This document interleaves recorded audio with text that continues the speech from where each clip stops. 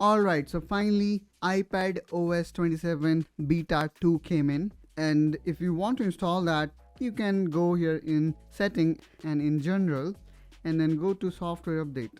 And then you need to enable your beta updates. So make sure you have got Apple beta profile so that you can install it. And after that, you should be able to see iPadOS 27 Beta 2 in your screen.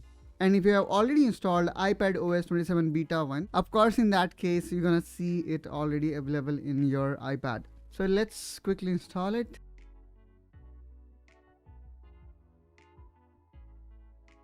And if we talk about what's new in this iPadOS 27 Beta 2, well, now you're going to see Write with Siri.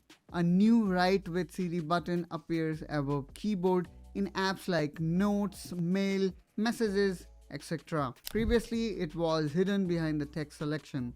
Now you will also able to edit raw photo in Photo AI tools. There is another option now enabled known as Siri App Cleanup that gives you option to select and delete multiple conversation. There are other notable changes include HomeKit camera notification action, HomeKit accessory fixes, weather readability changes, airport utility depreciation, RCS replies, and many other bug fixes.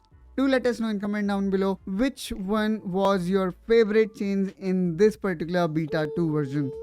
And if you are new here, subscribe to the iPad Essential for more such content, and I will see you around.